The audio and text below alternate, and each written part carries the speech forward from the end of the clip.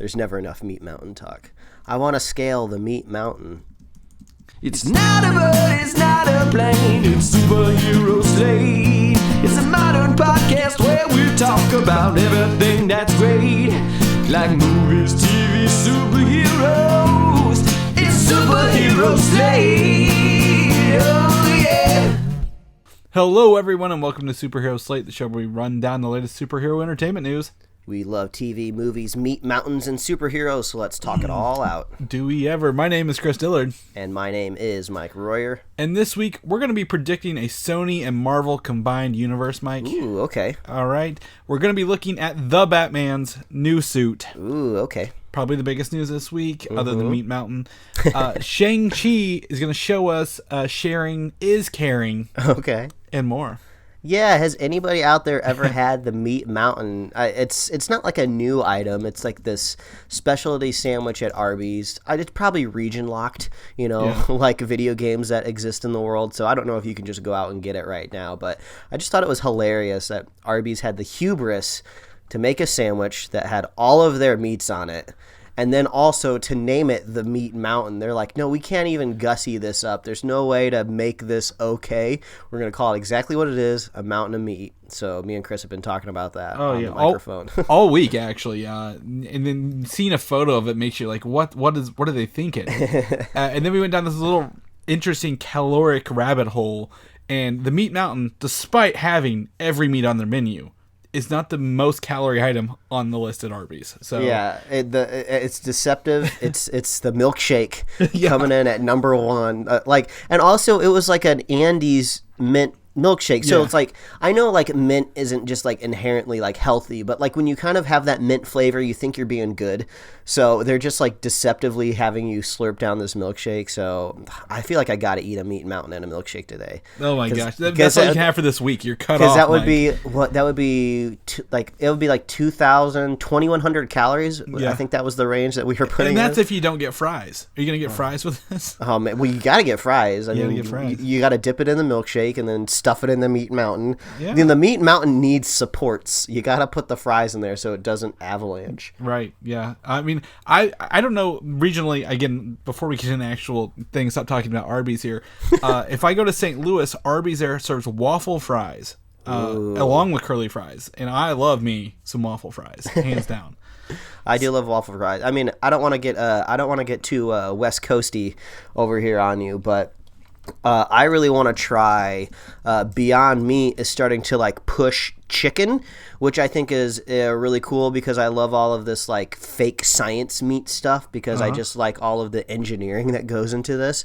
So like Beyond Meat and Impossible meats they've been doing like sausages and like ground beef recently.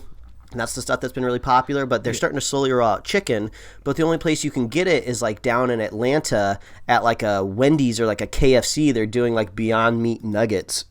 So like that's a fast food item I've been coveting, but I can't get because it's not out here on the West Coast. But if you're down in the Atlanta area, let me know if you can still get those Beyond nuggets. I want to know if they're tasty. See, that's crazy because everything I've always known growing up, it always tastes like chicken, Mike. So how hard can it be to make something actually taste like chicken? Well, that's exactly before these new fancy fake meat companies existed. All of the old boring fake meat companies had their fake chicken. And since my wife is vegetarian, I've tried all of the different types of fake meat, and the chicken is the easiest thing to replicate. Like you can get like fake chicken nuggets like in their grocery store right now. Like Morningstar makes them, Coron, I think that's the name of the company, makes them, and they all taste fine. They all taste extremely similar to a real chicken nugget. So I'm like, man, if Beyond Meat is stepping up to the plate, I'm sure they're pretty good. Yeah. So okay, what I'm trying to say is after you feel incredibly guilty for eating the Meat Mountain, which I think is like 3 different animals between 2 buns, you can go cleanse your karmic palate by eating some fake chicken nuggets from a KFC somewhere in the South. Right, exactly. The thing is, though, and I've got to go over this because I've tried I've been trying the Impossible sandwiches. Right, You're not eating healthy by eating these. They're not to make you have lower calories in your Whopper. They're just to let vegetarians and vegans eat the same thing without tasting different. Yeah, they've basically hit the same nutrition levels. Like, it's the same protein content. It's pretty much the same caloric content, but the bonus is these patties don't have any cholesterol, and well, it's either they don't even have cholesterol or they don't have saturated fat. So there's actually a bonus health wise to it, but it just depends. If you're out there only eating a hamburger maybe like once a week anyway, you probably don't have to go out of your way. But yeah. Anyway, or eat your Cheerios for your cholesterol, Mike. Okay, that's what I'm telling you right here. Yet another Superhero Slate podcast where we start talking about food before we talk about anything else related to TVs, movies, and superheroes. Exactly. So in that case, Mike, before we get into TVs, movies, or superheroes, tell me what you did this weekend. I gotta know. I finally beat Uncharted 4. So I have finished the Uncharted franchise, which is what I found out is what they kind of call it, because I watched all the credits for video games because I'm terrified of hitting the start or the X button when the credits roll, because I don't want to skip them, because if there's something at the very, very end, I don't want to skip some sort of cutscene. There wasn't one on this game, so don't worry. But when I was watching the credits roll, I saw some fine print that was specially thanking people for the Uncharted franchise. So I'm glad I finally beat it. It took a little while. I slowly worked my way through the story-driven game. Very, very fun. The last one is just chef's kiss. It's great. They've just learned so much over the previous 3 games, and it was amazing. The story was great. It ended on this very cinematic last fight scene that could have been ripped out of like a blockbuster movie. And then, surprise to me, there was this beautiful playable epilogue at the end of the game, which kind of wrapped up everything. But in the future, it still kind of leaves it open to future games, which I kind of appreciated. But it seems like they're, at least for now, retiring the Nathan Drake character, at least for the foreseeable future. But I just wanted to say it was a really beautiful story. So these games are old now, so you can easily go to like a used game store and probably pick them up for nothing. You can buy the first 3 games in like a digital pack just on the PlayStation Store. That's what I did. And then Uncharted 4, I think, came out in 2018 maybe, so you can still find that used or buy it digitally. But I think it's $20 brand new. Like it's actually part of their their hits collection, and those usually fluctuate on sale. Yeah, well. But it was a little bit of a jarring experience, because right after I finished Uncharted, maybe a couple hours later, I booted in my new Star Wars game, which I keep forgetting the title of. It's the new one. Fallen Order. Fallen Order. I was like, I know there's an F in there. There's the F and an O, but I don't know. Force opened or something like that. But anyway, I'm just at the very, very, very beginning. Like, I'm just working my way through kind of like the tutorial phase of that game. But it's a jarring experience, because the first thing that game teaches you to do is how to scale and traverse just like the world. And like, man, Uncharted 4 had that down to like a picture perfect science. And so far, the Star Wars game, it's a little more wobbly trying to scale things. But I'm just like, it's okay. I got a lot more to get through. I got to learn how to use my lightsaber, learn how the Force works. If the traversing isn't as perfect as Uncharted, I think I can let it go. So hopefully, I'll have some more time to play this Force. Fallen Order. Fallen Order. There's no Force in it in the title. Hopefully, I have some more time to play it, but it looks beautiful. The graphics look great so far. Yeah, well, we'll keep us updated on that, Mike. Keep you posted. Yes, we've got more video games to talk about later today, so that's pretty good. And also, we're going to talk about board games, but that's what I'm going to kind of give my little chart here at the top. Is that I went and played board games with my friend Patrick Foster and our friends this weekend at his house. He's been on the show before. We had a movie podcast for a while, and he was in my wedding, so I got introduced to a lot of board games I've never played before. And one of them we're gonna talk about. It's called Blood Rage. Okay, it's essentially the map is it's very Norse mythology. In the middle is Yggdrasil, the tree, and everything around it's like there's Muspelheim and like all these other like Norse towns like you might be familiar with from Thor. And the point is like to pillage these things, build up your armies, and then let Ragnarok kill you for the next round. Because if you die a gloriful death in that area, you get more points. And it was a wild 4-player kind of scramble across this map, and I could summon like fire demons, and they all have little figures, and it was really cool. So, oh man, I love game with little figures. I just love little things. Yeah, like it was pretty great. Like the physicalness of it is like you're not just moving like a little token around. So that I got to play that twice. That was pretty fun. But there was a bunch more other ones I'll probably think of later, but. Yeah, games we got something to talk about later as well. But first, I'm going to talk about probably something that surprised me the most at least. Here is Sonic the Hedgehog dropped this weekend, and we know you took your loved one out to watch this movie because it is sitting currently at the highest video game box office opening ever, above Detective Pikachu, which is blowing my mind. Yeah, I was honestly shocked, but at the same time, I'm not considering myself an ill-timed predictor here because I follow a lot of nerds on Twitter. So they all were very excited to see Sonic on the big screen. Obviously, we had this huge debacle of the character being redesigned like halfway through production. So I feel like a lot of people were invested in seeing this character. So it's important to note that the Rotten Tomato score is the audience score. Right. It is. It's not the critic score, which, you know, obviously you can mince numbers there of who you want to believe. And also the A Cinema score that it got. The A Cinema score is kind of like this weird new metric that I feel like studios are starting to glom onto, because it's not like when you're it's not like grading like a paper in school. It's not like you get an A because you successfully achieved all of the things that you needed to do on this assignment or on this movie. It's really just how did you feel coming out of the movie. Yeah. So, you know, if you felt pretty good coming out of the movie, you get the A Cinema score. But I've seen mixed reactions on both sides. So a lot of the Sonic nerds had a really, really good time during the movie. They just loved seeing their big blue character on the big screen. He finally got his time to shine. And then I saw some more pragmatic people that were just like, no, this movie was just a giant vehicle for product placement. Like every opportunity that they had, they put a big logo on the screen. I'm assuming the studio was afraid it was going to lose money, so they put as many logos as they could in there. And then some people just straight up said they didn't like the story.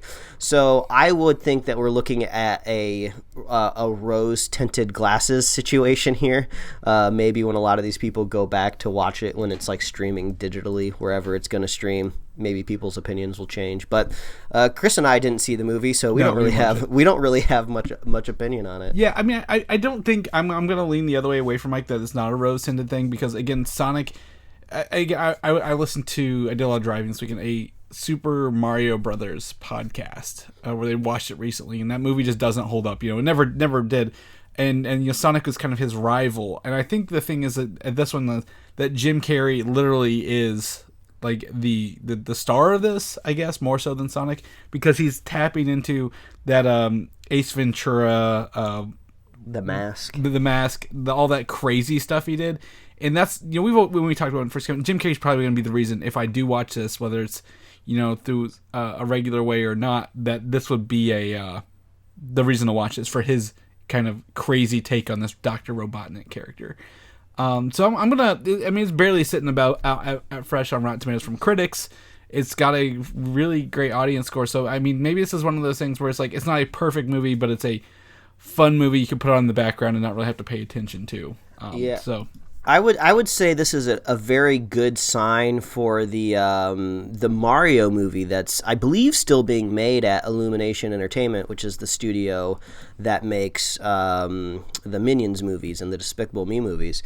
So, I mean, if that Mario movie is still in production, this could be a big sign for them that, like, even a movie that stars Sonic the Hedgehog, which I think everyone would say plays second fiddle to the IP that is Mario, makes just a serviceable movie, and it gets a pretty decent reaction at the box office and score-wise. I would think the Mario movie now just has a clear way to come in here and be like, all right, Detective Pikachu set it up, then Sonic stepped one up, and now it's our time to make a big box office blast. Well, and I think also Mario had really good animated stuff in the late 80s, early 90s, and because, like, what is the story of Mario, right? You're just wandering through a thing, jumping and getting coins for, like, the earlier games. So, like, he has no story. There's nothing there. You just saved the princess from the big dragon. In animation, you know, as we talked about, if it's purely animation, it's not live action, it could work in that favor for Mario.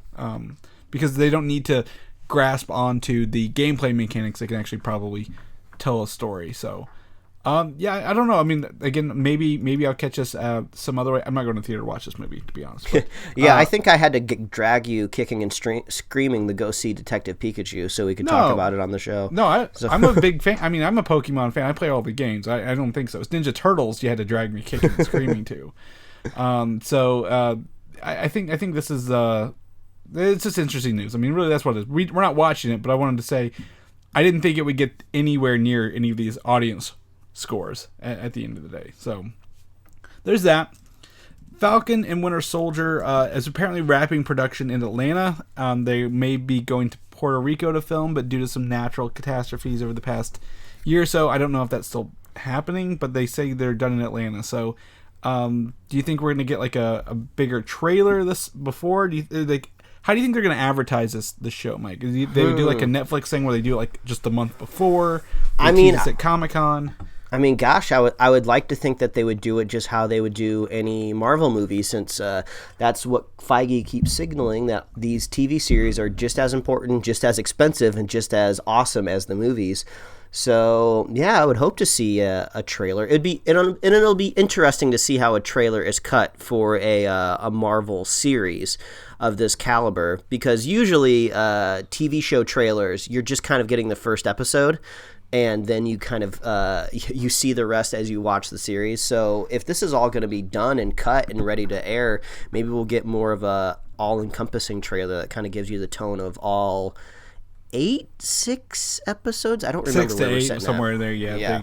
We probably won't know until they show up.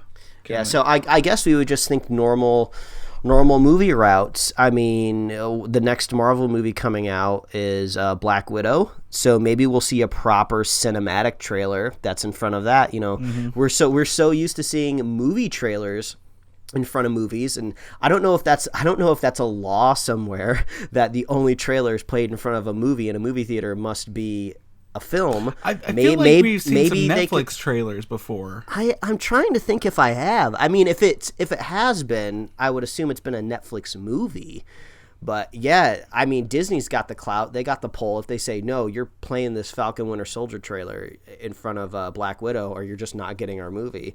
So yeah, let's see if that happens. That could be first. I'm thinking, this is the first time we have a show that's tied into the large portion of the use, and it's technically the next series after Black Widow, right? The next storyline, and the spy portion of Black Widow would tie very, very tightly into Falcon and Winter Soldier. So what if the end credit scene, the stinger, ties into this? Oh, possibly, maybe. Because I don't see. I mean, as much as I'd like to think Black Widow could tie into the Eternals, I don't know how that would work. Other than just some random scene that has nothing to do with it. So maybe Black Widow's post-credit scene is Falcon Winter Soldier, and then they drop the trailer just on like Jimmy Kimmel like a week later or something like that. Yeah. I mean, exactly one way to do it. Like that, they could tie it all together into the spy thriller of that, because I think it's gonna have like the same kind of vibe between Black Widow and this. Like I said, spy thrillers, stuff like that. Maybe not as large action piece, not as many David Harbour with a Russian accent, but we can make it work here. So yeah, I'm looking forward to see more of that rather than just the Super Bowl spot. Hawkeye is apparently back on track, or was never off track, to debut fall of 2021. They're still looking to cast Kate Bishop. Apparently Haley Steinfeld, we talked about before, has an Apple TV show commitment, and we don't know if that'll affect her availability to be in this Marvel show, which, whatever, they can cast whoever they want for this character. No one who goes to the movies is going to know who Kate Bishop is, but I think maybe we both agree Haley Steinfeld would have been a good grab, but they don't. I don't think Marvel cast badly. Do you? No, I mean, so far, knock on wood, Marvel is relatively insulated from faults with most of their properties. They've pretty much nailed the casting. The closest I think they've come to kind of messing up really anything monumentally is when directors have dropped out, but they've been lucky that it's been early enough in the process that they've been able to replace them. No Star Wars scenarios. Halfway through. No, I'm not saying Disney has been able to do this, but yeah, so far so good. Just time will tell, but I was just doing the math in my head here that I think we've been predicting in the past that once Disney Plus is kind of up and rolling, there'll be something Marvel on there like every quarter because I know Bob Iger is retiring soon, but the next CEO will love to get on that investors call and say, hey, this past quarter we just had this Marvel show do really, really well, and hey, we got another one coming next quarter. So just did the very simple math in my head, which is available to literally anyone. A quarter is 3 months, correct? Yes. And there's approximately 4 weeks in there, so 12 weeks. So really, Disney Plus just needs kind of 2 originals every quarter to have something for a subscriber to watch every single week. Now, it might not be Marvel stuff, but if you have like one Marvel show a quarter, then like another, whatever else original that's 6 weeks long. Well, they have to go down. I think they have to go down every funnel and have an original thing there every week on every funnel, because you're not going to have your kid who's watching the Disney thing, wanting to watch the High School Musical, the show or whatever. They're not going to possibly be watching The Mandalorian or something like that. So I think either there are 5 funnels when you drop in there, and they have the 5 buttons at the top, right? Mm-hmm. Disney, Star Wars, Marvel, National Geographic, and what's Pixar. Mm-hmm. I think each one of those has to have something new every quarter, and I think Star Wars will not, but Marvel has the opportunity because we have what we counted last week, 8 shows. Between now and the end of 2021 for Phase 4. Mm-hmm. So that could easily, 6 of those times 6 times 8 is 48. That's almost a whole year with like 4 weeks off. Yep, that's why you listen. That's why you listen to Superhero Slate, because we do the math. Exactly. And what's the other one? Well, at least the animation, the What If, has 10 episodes. Mm-hmm. So yeah, I keep forgetting that What If is a thing, and I'm very excited every time I remember. I'm like, oh yeah, we're gonna get some What If scenarios here. And they count those as MCU, so it's gonna count in there. But Hawkeye, fall 2021, that's fine. The only Avenger who didn't get his own movie at the end of the day. So get him a show, get him on there. Miss Marvel, we've talked about, could be gearing up to film this April, will introduce or reintroduce, depending on who you are, Inhuman characters to the Marvel Cinematic Universe. Ooh, so this is kind of answering a question that I had. Is I was curious if maybe they would change the origin of her character and maybe make her more mutant based, just because maybe that would be the direction they'd want to have. Only because the Inhumans did not go very well earlier in the MCU on television. So, but now we know that's not in the MCU. That was just a side project. Yeah, like no, that didn't happen there. What are you talking about? Well, the TV. I mean, again, if you can't control the TV series, like, you take it out as soon as you possibly can. That was in the Jeff Lobo verse. So yeah, and that didn't work out well for anybody. Yeah, but this will be an interesting tightrope that Marvel walks. Is they're going to introduce Inhumans, which is fine, nothing wrong with that. It can work and it can be accomplished. And then we know sooner rather than later they're going to be introducing the idea of mutants. So I'm just kind of curious how they pull those 2 threads. Because, I mean, I don't know exactly when Inhumans were introduced in the comic books, but I could only assume there was a healthy amount of time between when the concept of a mutant was introduced and the concept of an Inhuman was introduced. So, yeah, I don't know. Maybe they're just going to throw, like, Reed Richards up on the screen. He's just going to be like, oh, man, people, stuff got crazy after the blip. We got Inhumans over here. We got mutants over here. The world's going crazy. We're just going to leave it like that. Well, I know for a fact I have the very first Inhuman book, which came out in 1965, and I just did a quick look here. X-Men #1 Mutants was 63, so less than 2 years between comic books. All right. Well, you proved me wrong. I guess there was. I was just assuming at least like 15 years. I think the thing is, X-Men grew to be a prominent team name, while the Inhumans were side characters in Fantastic Four for a long time. So you'd have to pick up a Fantastic Four book before you ever got to Inhumans. But I think there is a way to do this. This is an opportunity. Again, we talked about this in X-Men. Like, if you need someone with an ability, you just give them a power, right? This is a way to create new powers and new abilities in the MCU, both ways, Inhumans and mutants without having to give them a huge backstory, like a whole film, if they have like abilities right out the gate. Is there any well-known stories in the comics where the Inhumans go up against the mutants? Or how often do they even interact? I mean, I'm just not familiar. I mean, I don't know, because the Quicksilver did marry an Inhuman at one point. So. Yeah, I was just thinking, because we're trying to think of like new conflicts that could lead to like big, gigantic tentpole movies in the future, and it seems like there could be a story told there where it's Inhumans kind of versus mutants, where like Inhumans could maybe tout this idea that we're kind of royalty backed. We were intentionally kind of created by a higher race, so we're just kind of we're meant to be here. Whereas like maybe mutants can kind of be seen as more of like low class freaks. I don't know. It seems like there's got to be a collision of these two concepts. There was recently, a couple years ago, Inhumans versus X-Men series. So what had happened was there was this the Terrigen cloud, right? The Terrigen mist turns latent Inhumans into Inhumans, gives them their abilities. Went around the world activating all these Inhumans. That's how Miss Marvel was introduced to to the comic book world.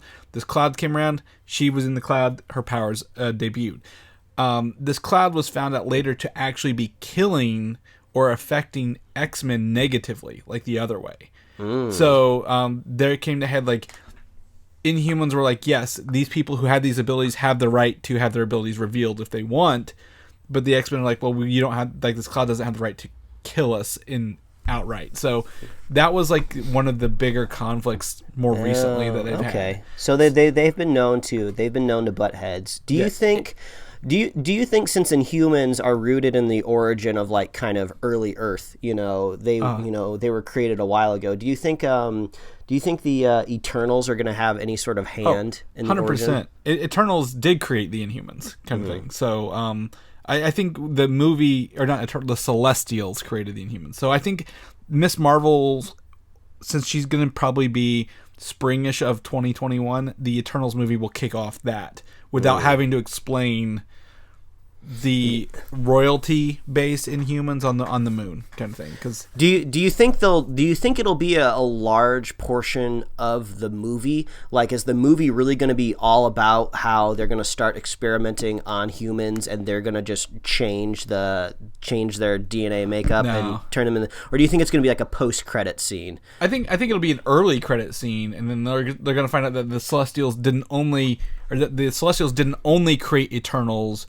They created a backup group of people known as the Inhumans. Like, I feel like I can start to see Kevin Feige's whiteboard in my head now. He's just like, all right, Eternals gots to come out before Miss Marvel because we got to explain Inhumans, and then we got to put this kind of mutant idea in here. So we got to have like Wanda's show before we introduce the mutants, or that's not going to make any sense.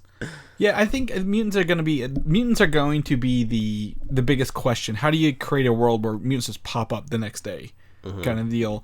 Whereas Inhumans are like, you were exposed to this and you have a latent gene. Like, that makes more sense. Like, why you didn't know you had something, and why they've kind of stayed in. So I don't know what this is going to do, but like, they are looking to introduce not the royalty characters, but a character called Kamran, which is he's like a blue liquidy person looking thing, and his ability, and he has like he's the same age as Kamala Khan, who plays Miss Marvel, and becomes like her ally during this because they both have the same affliction of being an Inhuman kind of deal. All right. I don't know. We need to have more. And we're going to talk more about Miss Marvel in a little bit. I think people are very, very welcoming and opening to her idea as an Inhuman, and that's why they've not really latched onto mutants and other properties yet. We'll talk about that here in a second. All right. Black Panther 2, I just picked up, I just got the game this weekend, Wakanda Forever, the board game. Oh, I didn't know there was a board game. Yeah, it's on sale at Target, in case anyone's curious. There's probably a reason why this is only half price right now. I've got it right here in my hand. I was going to say, are you holding it right now? I hear shuffling. Yeah, it's in shuffling. Looks like you play as like 5 different tribes, and there's like little beads, and you're trying to do something. I don't know. Get the throne, I guess. I'm very excited. I'm going to open it up. It's sitting right here with me. But Black Panther 2 will be using Shang-Chi's studio space in Australia sometime between March and June 2021 for filming. this is only important because most of Black Panther 1 was filmed in Atlanta. So why do you think they'd be going down to Australia? Tax rebates? Possibly. It could be tax rebates. Maybe it seems like Shang-Chi's coming out before Black Panther 2, right? That is correct. Black Panther 2, Shang-Chi is technically Phase 4, Black Panther 2 is Phase 5 or the end of Phase 4. So, I mean, this could be explained as simply as like old movie's done, rotate in the new movie, because we basically are just going to keep this studio spot until the end of time, so let's just keep rotating movies through there.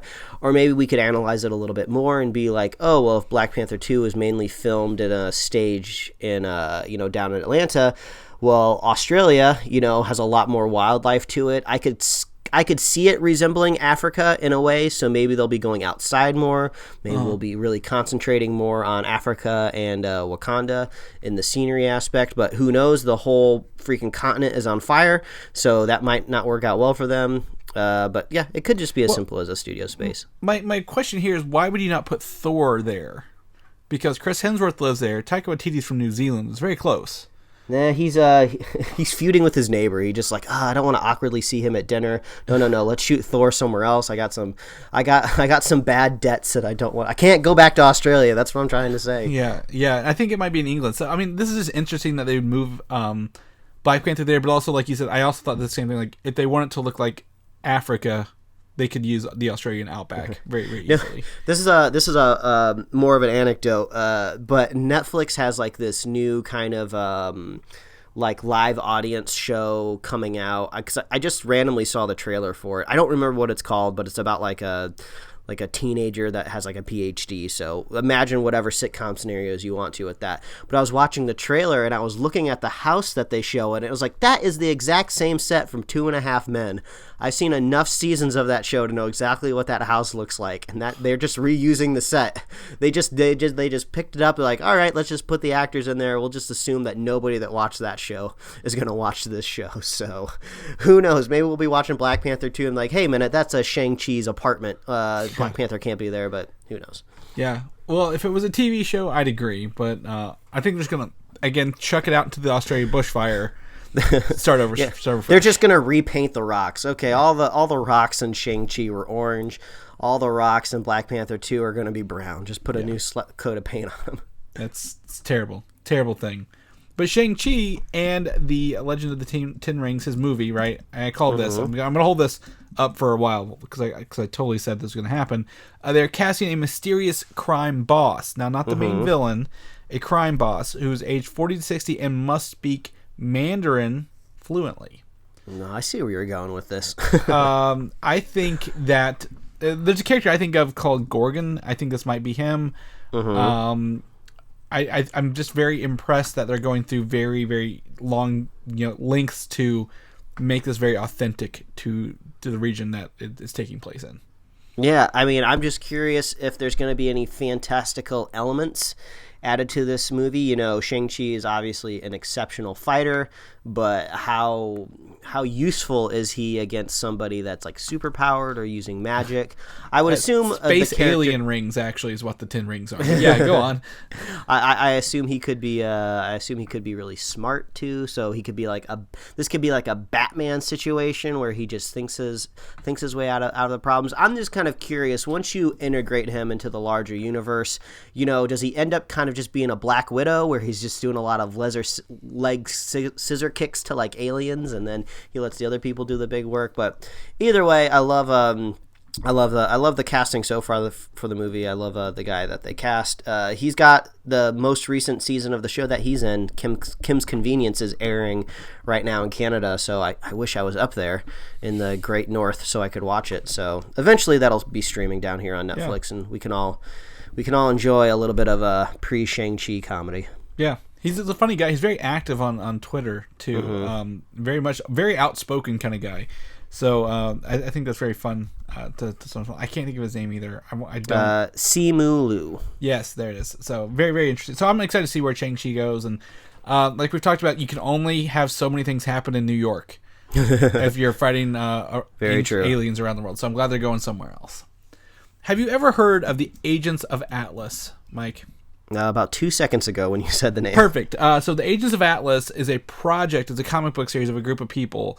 And this is a project rumored to be in development as a follow-up to Shang Chi. Whether it's a TV show or movie is yet to be determined. But this team, the most recent iteration as of like the past couple of years, is a team made up of Asian and Asian American superheroes, such as Shang Chi, a character called Silk, who is like a Spider-Man counterpart, White Fox, and Brawn. I don't know who that is, but also the main person, the Shield liaison, is Jimmy Woo, who we know is playing Randall Park in WandaVision and was in Ant-Man 2. Yeah, I mean, we all love Randall Park. He's hilarious. He's all over the superhero world. He was in Aquaman. Yeah, I mean, I would love to see this as a series just because I really like Randall Park. I think he's a really funny guy, so I would like to see him on a weekly basis in a show. But yeah, sure, Agents of Atlas. Yeah, go ahead. Yeah, it's very like the Agents of Atlas have varied all over. Like I said, all over the place. I think since like the 50s or something like that. But like I said, they've most recently reintroduced him, and Shang-Chi is like that's like one of the books he's actively in. I believe these are ancillary characters or like people who team up along the way. But Wiccan and Hulkling, the characters we've talked about recently, possibly being in other shows, are in there as well. So. I mean, I can only assume. I'd love if we have any Asian listeners to write in and let us know what they think. It is like a time in Hollywood right now for the Asian community. I mean, Bong Joon-ho just won Best Picture for a foreign film from South Korea. Netflix just released the sequel to All the Boys I Loved, which is a romantic comedy starring, I believe she's Asian American. No, I think she's, if I remember right from parts of the movie, I think she is Korean as well. So Rich Asians. Crazy Rich Asians. Yeah, that was huge. I feel like there's something else. I mean, well, I guess Shang-Chi coming out soon. So hopefully this just keeps rolling for everybody. That's great. Yeah, very, very, very good stuff. So we'll keep you posted if that ever comes to fruition. There's other Agents of Atlas iterations where there's like a robot on the team and like looks like a Gorilla Grodd character. So if you ever see the other ones, you'd be like, this is interesting. Maybe Hitmonkey was in there too. I don't know. Where isn't Hitmonkey? I know. All right, so we're going to step into some video game news. Mike, you know, I'm very excited for this Marvel Avengers video game coming out at the end of the year. That's why I had to make sure I beat Uncharted, because I had to move on to the next game so I could beat that, so I can be ready. You might have Fallen Order, if you remember the name, beaten by the time this comes out in September. Yeah. But the pre-orders came out this week for this, for Xbox, PS4, and PC. No Stadia yet, Mike, because you don't pre-order that. But they have 3 versions, all right? There's the regular version, and if you get it at Best Buy, it includes a steelbook with custom art on it, which looks cool. People love those steelbooks. I love my steelbooks, Mike. You know I do. So I actually got that for the PlayStation 4 version because I'm buying both of these so I can play with everybody who wants to play with me.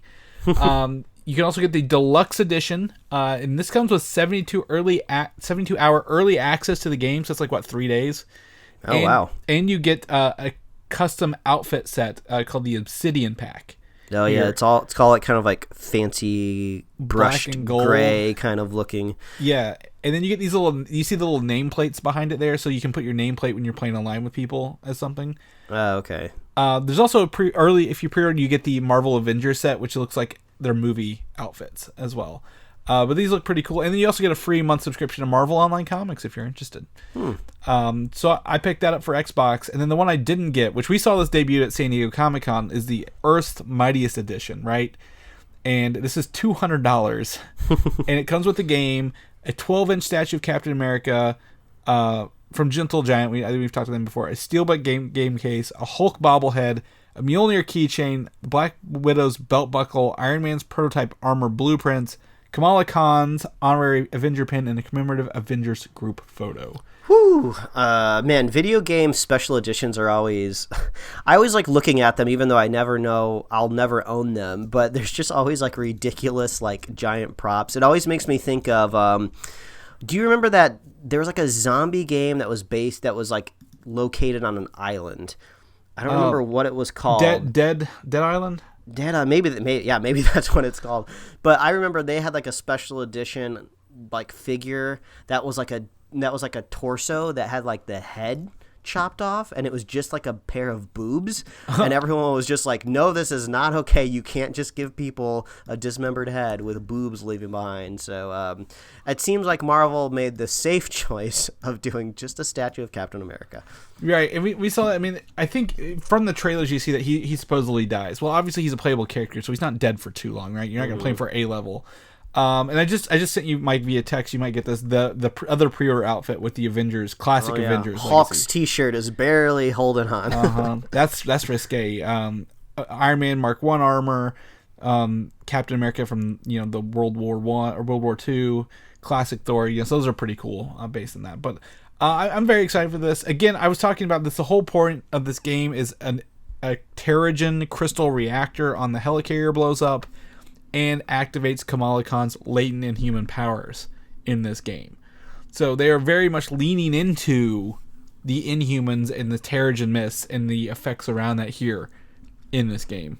Yeah, and Kamala Khan in general, she's gonna hopefully she's the next big breakout kind of character, just world overall. Yeah, I think a lot of high school people, teenage girls, really gonna relate to her. So I'm very excited for this game. Like I said, enough to buy it for Xbox and PlayStation because I want to play it with everybody. I don't care if a new game console is coming out this fall, Mike.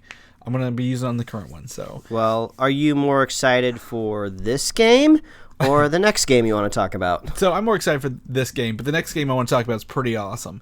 So if you've talked to me at all this week, you probably heard me mention Marvel United, the new upcoming miniature / card game from Come On Games. Is on Kickstarter right now. It launched this week. The core set is $60, and you essentially play villain card and you play cards to the right around it. As you can tell from the here, like I don't know if you saw it, Mike. Like you play a card and then all the arrows point to the right, so you just keep looping right around the table. You can play up to 4 players. Every character is represented by a mini. They move in different places to attack, get points, so on and so forth. These miniatures are really cool looking, Mike. We've talked about this before, but the chibi aspect. Yeah, the miniature seems to be the big selling aspect of kind of this. You would call this a board game, right? Yeah, pretty much a tabletop game. Yeah, it's a tabletop. Without a board. Yeah, so like the minifigs look like they might be maybe about an inch tall, and they all have like really cool sculpts. So highly detailed. That's what I like. Yeah, and then if you get it on Kickstarter, it's $60 for the core set. You get all these Kickstarter exclusive characters. Right now, I said that I counted. Right now, currently there are 26 characters in the base game. So for $60, you're pretty much paying $2 per character. A little over.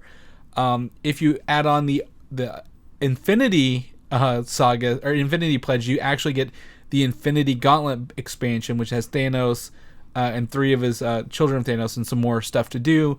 But then they went on and later on added the Thor Asgard set, which includes Thor, Korg, Loki, Valkyrie, and Beta Ray Bill cards and miniature figs. So right now for like $115, you get 40 something characters, I think. And they're always adding more for every stretch goal if you're familiar with Kickstarter. Yeah, I mean, they've obviously blasted past their original goal of what was it, $150,000? $150,000. They're sitting at $790,000. Yeah. When does the Kickstarter end? March 14th, I believe, or March 4th, the beginning of March. 17 days left. Yeah, so you guys got plenty of time if you want to get in on this. I'm sure Chris would love to know if our listeners are playing the game so he can talk about it on the show. Oh my gosh, I would love to. Again, I got to give a shout to listener of the show again, Patrick. He's the one who pointed out to us a couple months ago. They launched, and this is, I immediately jumped in on this because I love the look of the miniatures. I love the simplicity of the game, so there's not a lot to teach here with all the different stuff. And then also, again, we talked about this before the show, they plan this out. Like, you're going to get something new when you hit a new goal. The most recent unlock was Venom as one of the characters, and as a hero, and then the next one is a villain unlock, Kickstarter exclusive of Carnage. So if you want to jump in on this, like I said, you can just get the core set for $60 and you get all these extra bonuses. If you're unsure and you don't think there's enough, we talked about this earlier as well, you can click the remind me later and you'll get, like when 48 hours are left in this, you can go see how many things have actually fully unlocked. But it's cool that, we talked about this, Marvel licensed all their characters for this art style and be able to use in this game kind of thing for the studio. Who created other games like the one I talked about earlier, Blood Rage. That's the same company, so I know they're good at this. All right, I got some. I need your conspiracy theory hat, Mike. Ooh, this is where I need. Yeah. Okay. So you're the best at doing conspiracy theories out of both those. I'll admit it right now. All right. But Sony unveiled a new Spider-Man universe movie for October 8th, 2021. Ooh, Spider-Man universe movie. Okay. And this is next year, so I would say this is notable just because this year in the fall we have Morbius coming out. And then Venom as well. Correct me if I'm wrong. That's correct. I think Morbius, we said late August, and Venom is October of this year. Yeah. So obviously, Sony, they're just letting people know we're staking our claim for the fall. Once all of the big summer movies are out of the way, we're gonna try to open up this space and just claim it as this weird Spider-Man universe that we're trying to build. So I've heard some people say that they think it's going to be a Craven movie.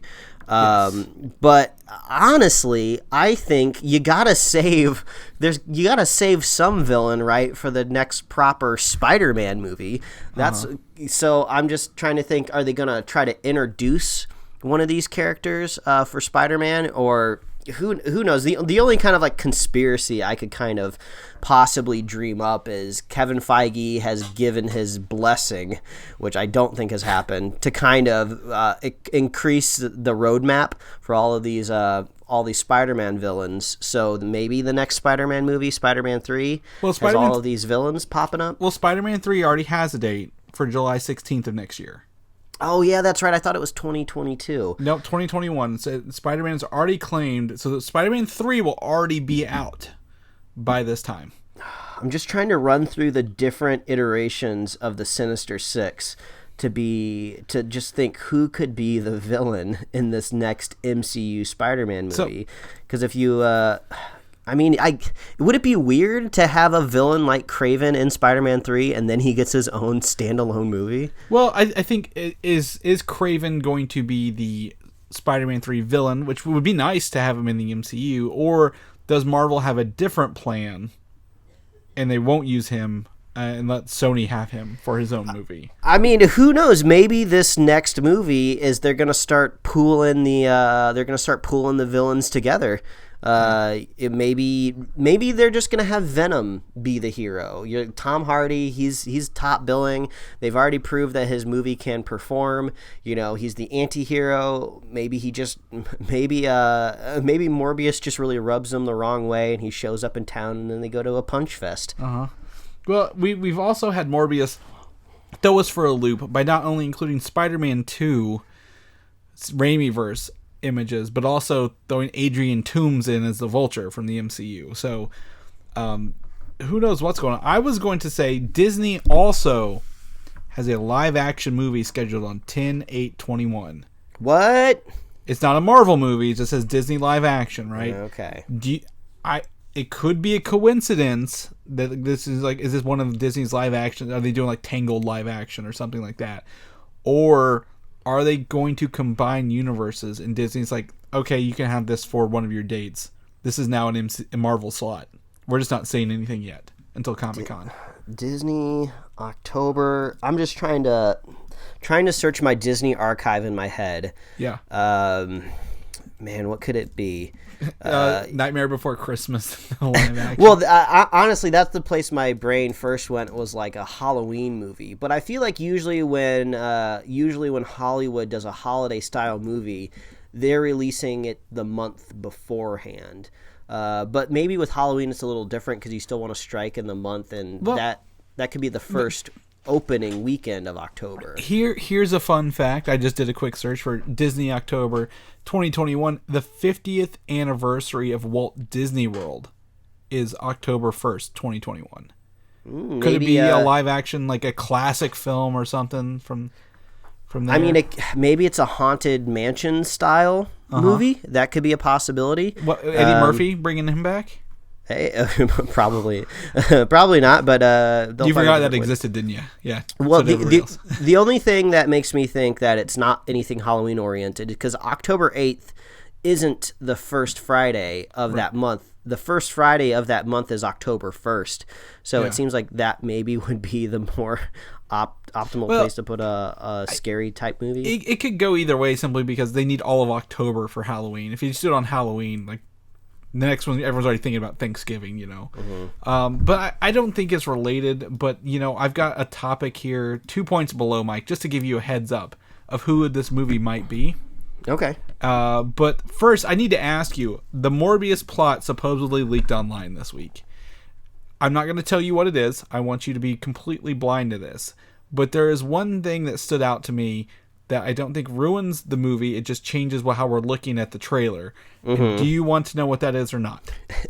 Actually, usually I'm the guy on the show that says, no, don't tell me anything. But, I mean, everyone knows how we feel about this Sony side universe. So, yeah, go ahead and tell me. If no one else there wants to know, listening, just skip forward like 30 seconds. This isn't huge. But, spoilers, the Spider-Man 2 art we saw in the trailer is placeholder. It will be Tom Holland Spider-Man in the actual movie. They're just messing with us, those bastards. And there will be wanted posters with Tom Holland's face on it near the end of the movie. He will not actually appear. Oh, man. So much for all of our conspiracy theories. Well, but this is also a very early rumor. Can we take this for reality, right? Like, I've read leaks that are true. I've read leaks that are fake. They're also doing reshoots for Morbius right now. All this could change. So I mean, I was just chatting with you before we started recording the show that Jon Favreau's side venture, the Chef Show on Netflix, where he just cooks and eats with some of his famous friends. They have a new collection coming out soon, and Sam Raimi is going to be in one of the episodes. So I thought that was very interesting that Jon Favreau actually has a personal connection with Sam Raimi, so that could explain maybe how he's kind of getting folded into maybe the MCU and Doctor Strange moving forward. So there's a lot of Sam Raimi vibes out there in the nerd universe right now, all over in general. So maybe our spider senses just can't see through them to see what actually the poster is on the wall. Are we calling this the Raimi-sance?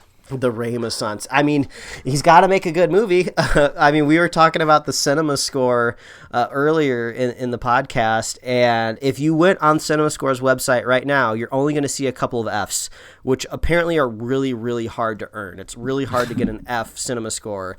And the last movie Raimi was attached to, now he was just producing, he didn't actually make the movie, was the new Grudge that came out in January. So was that the one that had like John Cho in it or whatever? Maybe, I don't know, but that's really weird. Yeah, Raimi's got a little stink on him, but you know, he was just, I'm assuming it's just a situation where he was loaning his name. He probably just read the script and was just like, yeah, this seems fine, you can put my name on it, and then everything went downhill after that.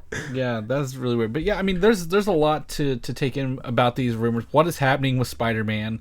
We have a history with Spider-Man, 2 histories with Spider-Man technically. We have a future with Spider-Man, and where does Jared Leto fit in all this? I don't want him in anything, Mike. Get him out of here. I don't want you, Morbius. Yeah, and it's just a very confusing relationship with Sony because they made Spider-Verse, which is like one of my favorite Spider-Man things ever made. So it's like, how do I square all of this Spider-Man stuff coming out of Sony? It's a joint custody battle that it's not just on the weekends anymore. Like they're starting to hang out more, and I'm scared they're going to get back together. Man. Anyway, Morbius. I think, Mike, we're going to see in October 2021 a Spider-Woman film. Okay. Right now, this movie is reportedly in development at Sony, and they already have an actress and a director supposedly attached to this. Okay. First is Michelle MacLaren, known for directing episodes of Breaking Bad, Game of Thrones, and Better Call Saul. I mean, that's a good pedigree right there. It is. She's never actually directed a movie, so that might also put a little kind of towards her. But, you know, we've seen people from... the Russo brothers came from television to movie and did really good, so go either way. And then actress Alicia Vikander, who was in the most recent Tomb Raider movie, to play Jessica Drew, the character. Yeah, I mean, I guess this is a slightly different sidestep because it's not a villain type of character, but I mean, and it's not technically bitten by a radioactive spider person either. Yeah, and as far as I know, with the Jessica Drew character is aren't her origins still pretty deeply rooted in like Shield or like the spy universe? Isn't she like attached to usually a broader organization? Usually she's like AIM is usually her like villain organization. Yeah, it makes me think, are they going to do something with that? You know, Sony's gonna totally just butcher it and make something up. Oh God, yeah, you're probably right. Why am I thinking so hard about this? Yeah, you're putting a lot of. I mean, we said they'd done some good things recently, but you're putting a lot of faith in there for. They're gonna take some very, very hard liberties with this character. I would hope it's a situation where once you're starting to like lean away from the villains, which, you know, Kevin Feige could possibly take or leave, you know, he could always just pull out a different Marvel villain for Spider-Man to fight. It doesn't necessarily have to be a Sinister Six style of character, but once you're starting to get into more protagonist Spider-Man characters, man, I would hope at least a producer over there would just have the wherewithal to at least go get lunch with Feige and just be like, what should we do with this character? Could we possibly fit it into your roadmap? Because honestly, if you're just going to go all on your own and make a Jessica Drew movie, you're going to get maybe one or two out of them. It's best to let it attach itself to the MCU, and at least you can get more money out of the character long term. That would be my theory, is like, you know, they've got an actress who did a great Tomb Raider movie, a director who's known for doing good things, that this is technically they working in concert with the MCU on this one character, and we just don't know it yet. Yeah, and usually some of the more interesting, engaging parts of Jessica Drew is kind of when she's interacting with Spider-Man, you know, either like trying to help him, or, you know, trying to work with him, or and she's more of a spy character. Like what? How does she fit into this weird Spider-Man universe of bats biting people and giving them powers and alien symbiotes and man, I hope Morbius is good. It's got to be good. I really hope so. Well, if not, we'll keep our fingers crossed for like we said, a Venom 2 that blows us out of the water compared to the first one. A lot of good talent in there. I want to see Carnage. Show me Carnage. But anyway, we're going to talk about a movie we saw last week, another female-led movie, now titled Harley Quinn and the Birds of Prey. I'm pretty sure we talked about this in our review episode. The title, Birds of Prey, is very not indicative of the movie, and now it's just called Harley Quinn, Birds of Prey. So, do you think this will help them get any more money? I think it's a kind of a damage control. I think the official reasoning was they were trying to engage better in like SEO, which to me doesn't really make any sense because Harley Quinn and Birds of Prey was already in the official title to begin with. So I don't think that was really doing. I think basically they all had a meeting on Monday after the movie premiered, and they're just like, "Fuck, what are we doing? Well, we can change the title. All right, do that. What else can we do? All right, you go ahead and do that." I don't even think it's that. I think someone high up was like, "What's this Birds of Prey movie we just put out? Why does it suck?" And like, "Oh, that was a Harley Quinn movie." Oh, put that in the title. Because I mean, I work on websites SEO. You do as well. You don't just change it and expect the SEO to build the next day, kind of thing. Because you can pre-build all that without having the name directly in the title. So, call them bullshit on Sony right here, or not Sony, Warner Brothers right here, right now. Sorry, man, Sony, you're doing okay. Some creative over there at Birds of Prey early on really stood up, made a really strong presentation for that ridiculously long title of the movie. Like, no. This is an edgy movie. This is going to really be out there in the zeitgeist. We're going for kind of like this random culturalness. These millennials, they love weird stuff like this. We're going to do fantabulous. That's got to be in the title. This is really going to help the movie succeed. And they're like, you just got to trust me. Trust me, this is going to work. They're like, all right. And then it didn't work, so they're like, nope, sorry, you're fired. We're changing the title. Yeah, exactly. Yeah, or not fired. Like that person's probably moved on to another project. They're over now working on Spider-Woman. Yeah, there you go. Coming up, the fantabulous emancipation of one Jessica Drew, and they're like, no, thank you, get out, sir. But that's fine. Instead, they've decided to focus our attention elsewhere this week at Warner Brothers and released the first look video of Robert Pattinson's Batsuit for the upcoming The Batman movie. Yeah, look at that. This was, I thought it was just a kind of a boss move to put it up on Vimeo. Just Matt Reeves reminding people out there that Vimeo is still a website service. Yeah, so Vimeo, we have the link for the full video there. You can hear Michael Giacchino's score actually back there, his Batman score, which it's got hints of the classic 89 Batman and some of the Nolan stuff. And this suit is very reminiscent of two things to me. One, the Arkham games, right? It's got that metal plating, right? Very, very stiff metal plating, but also a little bit of Christopher Nolan's chess pieces, or at least suit. Yeah, I mean, the biggest kind of speculation I've heard coming out of this is people are thinking this batarang on the chest is removable, which I think is very easy to see. It definitely looks like an item that is in the set. It looks like two knives. Yeah, it looks really cool. I'm just imagining a lot of really badass melee combat where he pops these things out of his chest and he's like stabbing fools, chopping them. I would assume they also are thrown, which will be pretty badass. The theory that to me doesn't really hold much water is a lot of people are saying like, oh, this looks like the metal that was melted down from the gun that killed his parents. And what? I'm just, I don't know if you've heard that, but that's been a prevailing theory. But to me, that just doesn't make sense just because I'm just looking at the amount of material first, and it just doesn't seem like one handgun can smelt down to make these kind of big tactical knives. And also, I think people are just gravitating that way because the grips on them just kind of visually looks like the grip of a gun. But I think that's just classic ergonomics. I think people figured out a long time ago that that a gun grip just is very effective. So that's just the way a hand likes to grasp things. So I think they're just looking at the overall just aesthetics of this batarang form, and they just see gun.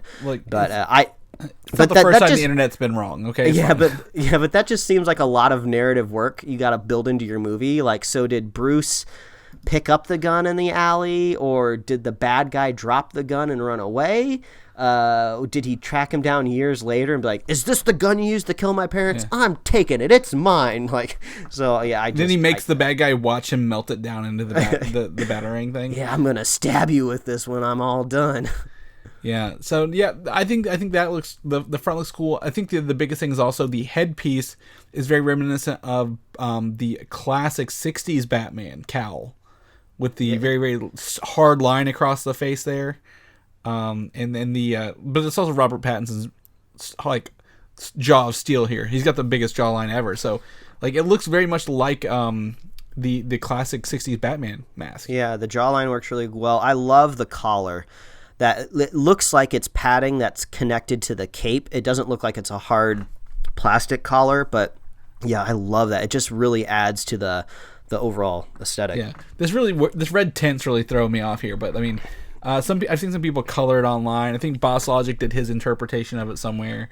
Yeah, I linked that in our show notes just because he went ahead and kind of postulated on what the ears could look like, because that's the big aesthetic information that we don't yet have of this character is how are the ears going to look, because Ben Affleck's ears were a little bit more stubby, so that's the last iteration we saw of Batman. I think Michael Keaton, he also had very pointy ears. Very tall ears, kind of like this one, yeah. Yeah, so I don't know if maybe that's the direction that they're going to go. This looks like, to be honest, an amalgamation of every Batsuit ever made. Yeah, it does. It's weird just because, like, I saw a lot of people out there. It's just like the right of being a person that's on the internet is you're going to have an opinion about a first look or a casting choice of a Batman character. Just we've been doing it for millennia now. So when you scroll through like the Matt Reeves replies on Twitter, because I think that's where he had posted this Vimeo video originally, you see people with like usernames of #release the Snyder Cut.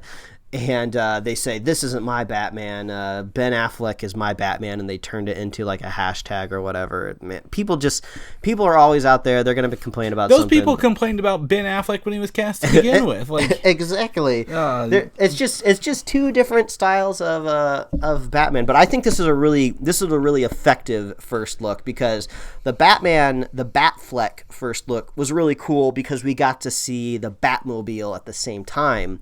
along with it, which was really cool. And it was really moody shot. It made all of basically the Ben Affleck haters disappear because it looked so badass. And it looked like the Dark Knight Returns ripped out of the comic book page. So that appeased a lot of people. But I really like this reveal because it's not a static image. We get a cool video, so we get a lot of cool tone and feel to it. Like you said, we get to hear the score. We get to preview that a little bit. And also just the tech, the Batarang coming out, I think it's really cool. I think it's more than just like a little gadget. It just looks, you can kind of just see the thoughtfulness that's coming from the character, just out of like, I'm going to make sure that I'm a little bit more practical, but still badass. And this is also goes to the last bit of news here on this. This movie will reportedly revolve around year 2 of Batman's career. So he's going to probably need a little more protection the second year than possibly later on because his technique hasn't been perfected yet. Yeah, I'm hoping Matt Reeves understands that we've seen the origin of Batman a million times now. We've seen his parents die countless times on screen. So it seems like do what they did with Tom Holland's Spider-Man. We never saw Uncle Ben die. We never even heard the famous line, with great power comes great responsibility. We kind of heard like a variation, a play on that. So I think you do that with Batman now. I think now's come to the time, at least for one movie, let's just have a simple one-off line where he said, my parents died in an alley and now I'm Batman. You know, even the Joker movie couldn't escape the Batman origins. Exactly. So hopefully they've moved past it. Yeah, I agree. Take the Spider-Man approach. Batman's been rebooted just as many times as Spider-Man now. So I mean, just keep on. Yeah, keep it on. But the fact that year 2 makes it very interesting to me because it makes me think this is a Bat in transition. So I would almost like to see the movie open up where he's in a different suit. Maybe he's in more of like a prototype suit, you know, and he's just got his ass like handed to him. Like there's parts, like he's got like shoulder pads like falling off. So you want an Iron Man story? Yeah, I think that'd be kind of cool. Like so we join him in year 2 where he's like finally upgraded his suit. Maybe it's finally done. Maybe there is an Alfred already built into this universe, and Alfred's been helping him work on the suit. It's an AI in his helmet. Yeah, so don't give me a situation of season 1 of Daredevil where I have to wait till the very end of the movie to get me the Batman suit. I'm saying like pretty much in the first 10 minutes of the movie, we kind of see him leave symbolically leave his first year as Batman, his freshman Batman years, and enter his sophomore Batman years. Yeah, to the date. I want a graduation scene. I want him throwing the cowl into the air. Yeah, you know, signifying this. For God's sake, give me something I can sink my teeth into and look forward to a sequel. Like, if Robert Pattinson's going to be our Batman, if we're going to really lean into this, let me possibly postulate a Batman year 4 movie. You know, just let me dream of the future of Batman for once in a long time. I would love I don't think this is based on the Long Halloween, but build toward the Long Halloween where all these villains, because we have Penguin, Riddler, Catwoman, all these people in this movie, and you're not gonna have time to do everything, right? So leave them some space to do something later on, like you said, to do a big movie together. They team up, like all the Batman villains coming together against them, kind of deal. So I agree. And if we're going to look at movies that are showing this, like, different years of something, like, probably the last year of Indiana Jones will be this year. Indiana Jones 5 movie will start filming this summer, and as early as April, according to Harrison Ford. All right. I mean, what do you even say now? What's the hot take? What's the overall opinion on Indiana Jones? What do we need? We need Short Round to take over. Oh my gosh. An adult Short Round coming back into this movie, Mike. We don't need some fake son they make up along the way. Short Round's been in this universe before. I mean, I don't want to spoil the ending of Uncharted 4, but the ending of Uncharted 4 is what I wanted in Indiana Jones 4. Like, that they set it up perfectly, the tone of all the characters and the relationship between child and father and parents. Like, I got all the Indiana Jones I possibly could have needed out of that Uncharted franchise, and Harrison Ford, he's just an old grumpy man now. Hopefully who's ever directing this movie can handle Harrison Ford at his grumpiest and oldest. Yeah, exactly. I think they're going to kill him at the end. Really? Yeah, Harrison Ford's not doing movies unless he dies in them these days, you know? I mean, I see it more as maybe just like ambiguous retirement. not really so much of he's dying. I want more Indiana Jones style movies. Could he handle a mantle over? Would you accept that? Oh, it seems like that's exactly what's going to happen. Okay. Yeah, you got to hand the mantle to somebody. And it's not Shia LaBeouf. Like, no, don't do it to him. Oh, well, I just checked IMDb. According to IMDb, July 9th, 2021 is the slotted release date for the Untitled Indiana Jones project, and the director seems to be Spielberg. So, I mean, what do you take away from that? I mean, he worked on the last one, but also worked on the other one. So, really rolling the dice here. Well, I talked this weekend to someone about how the second Indiana Jones, was it Temple of Doom? Is just Spielberg was going through like a messy divorce, and like no one likes that movie because like he put all of his anger into that movie instead, and that's why the second one didn't turn out as well. So, hopefully he's good. And we can have some fun here. I hate the CGI in the fourth one though. I remember that sticking out worse than some sort of aliens. It's been forever since I wouldn't mind rewatching Indiana Jones 4 just because it's been so long. I know I didn't exactly love it when I got out of the theater, but, you know, I guess I have to revisit it at some point. Cue it up right after you're done with Avatar. Go right into Indiana Jones 4. I'm not equipped to talk about Masters of the Universe at all, Mike, but... The new anime series on Netflix, Revelation, with Kevin Smith as the showrunner, has announced their voice cast. And good lord, is this a voice cast? If I've ever seen one.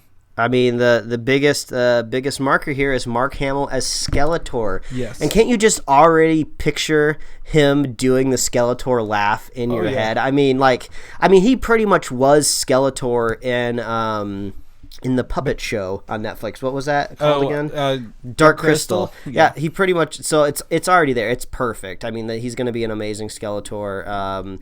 If you go down a little bit further, there's other people that you can point out for sure. But Henry Rollins, the punk singer from Black Flag, he's going to be Triclops, and I was surprised that he had done voice work in the past as well. He was the airbender villain in The Legend of Korra, which I didn't realize until this voice cast came out. So a crazy cast list here. Yeah, Sarah Michelle Gellar, from Buffy the Vampire Slayer, Alicia Silverstone, who was Batgirl, Diedrich Bader, who's hilarious and stuff. Tony Todd, I believe he was the black Flash god in the Flash show. What was that guy's name?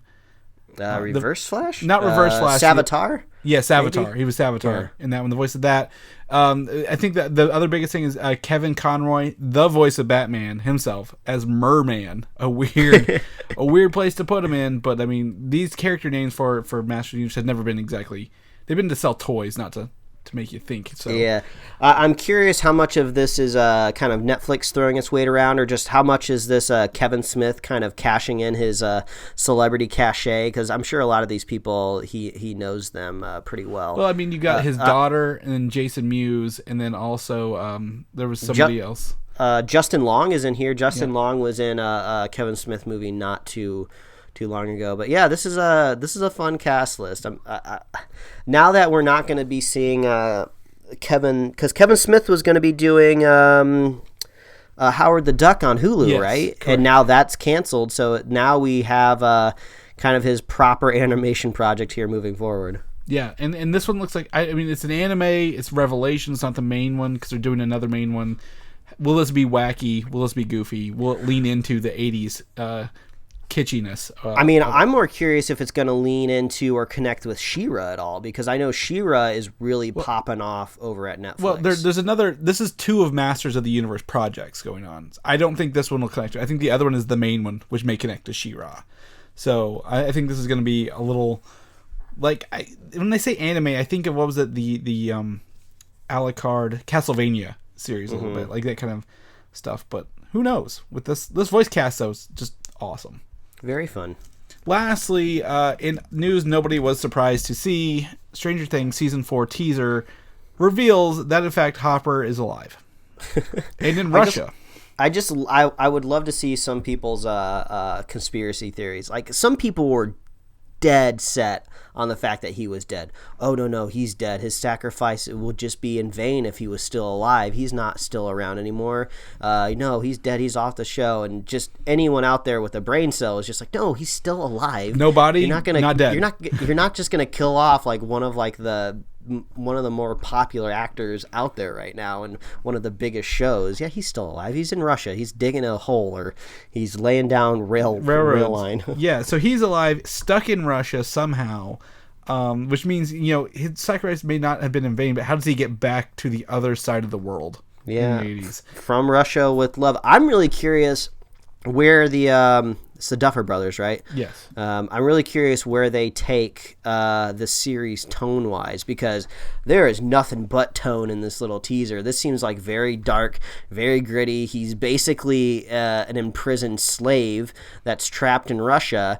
And then when I try to square that with all of the fun campiness that was in the last season of just a bunch of children running around trying to thwart a Russian plot and basically all but throwing marbles on the ground for the bad guys to slip on. I'm just like, how do they get to Russia to save Hopper? Maybe there'll be two concurrent stories going on where Hopper is trying to escape and then eventually they come together, maybe in a different country somewhere. I don't know. Half the people left Hawkins in the last one. Oh, yeah, that's right. I mean, I'm just more surprised that we got a teaser already, because I still have it on very strong authority that the next season isn't until 2021, and I have a feeling that this is giving a lot of people false hope that they're going to be seeing more Stranger Things this year. But I think Stranger Things is just this gigantic, very expensive project that is very important to Netflix, and I think it's going to be stuck on a every other year cycle now. I don't know if the next season's the last season. I think they said 4 was the last from the Duffer Brothers. Yeah, either 4 or 5. So we're either looking at the last season here, or if there's going to be another one, who knows? But yeah, you're probably still going to be waiting at least another year to a year and a half for more Stranger Things. So I don't know if this was a strategic thing that they made, and they're like, let's release it on Valentine's Day, or if this was maybe the first thing they shot. I mean, the first thing it makes me think is, we're going to start shooting out in public with Hopper. People are going to get set photos. We got to go ahead and let everybody know that he's alive. There's no way we're going to be able to hide it for, 18 months. Right. Well, I just think it's interesting. Again, David Harbour is in Russia, and then he's going to play a Russian authority in Black Widow. I've seen the memes, Chris. I'm on the internet. I know. I've not seen the memes. I've not been on the internet since this trailer came out. So. Oh yeah, everybody's going that way. It always reminds me of that conversation I had with somebody, where they were just very excited for one day for Grant Gustin's Flash to team up with Spider-Man. And I feel like there's that same person is seeing these memes like, oh man, I can't believe Stranger Things is crossing over with Black Widow. Like there's always at least one person out there that thinks this stuff is real, which is always very entertaining to me. Yeah. Well, at least he looks a lot slimmer in this one than he does in Black Widow. I'll give him that much. He's not getting a lot to eat. Yeah. He's in that prison camp, building those railroads out in the snow. So, yep, Hopper is still alive. Stranger Things. I bet. To me, this is a merchandising ploy, Mike. You're going to see Stranger Things merch bringing in residual money all year, and this is just a reminder. Hey, Stranger Things still exist. Come buy our stuff. So there's that. Anyway, Mike, that's the end of our show this week. We are wrapped up on notes. People want to know what you're up to, what you're doing. Where can they find you at? Oh, that's so easy to do. All you got to do is follow me at Mike Royer Design on Instagram and Twitter, and you can read my web comics at pickledcomics.com. Chris, if people want to catch up with you, where can they find you playing those board games? Oh, you can find me on Twitter, VALDAN Valdan, or Instagram Valdan87. You can also probably add me on Xbox and PlayStation with those same names, I'm pretty sure. I'll have to go look at the PlayStation one. I don't remember what it was for playing those games later. Also, like I said, head over to Kickstarter, check out Marvel United if you're interested in that. Links in the show notes. If people want to know about all the other steps we do, maybe they saw Birds of Prey, Harley Quinn Birds of Prey, sorry, gotta fix that, and they want to hear our review, thoughts on it, where can they find that at? Well, as always, all you got to do is visit superheroslate.com. That is the best resource for this very podcast. So if you want to check out our show notes or our other movie reviews, head on over to the website, and you can get our awesome show notes too. So if you want to see that Boss Logic kind of comp of what he thinks the new Batman might look like. We got that in our show notes. If you want to look at that full voice cast list, we got the links in our notes too. So go check all that stuff out. That Kickstarter that Chris is practically drooling over, we got the link to that in our show notes as well. And you can find us on Apple Podcasts, YouTube, Spotify, and wherever else you like to listen to find podcasts. Like us on Facebook, follow us on Twitter and the Gram, and you can get merch at superheroslate.com/store. Like Chris said, we love hearing from you, so let us know I want to know if you saw Sonic. What did you think of Sonic? Does it deserve the A Cinema score? Are you with the audience with the 90% Rotten Tomato, or are you with the critics who are leaning in the mid-60s, possibly high? I think it was in the high 60s now, so I think it's still technically fresh. It is fresh. If you will. So let us know what you thought about Sonic. Maybe we'll get around to watching it eventually.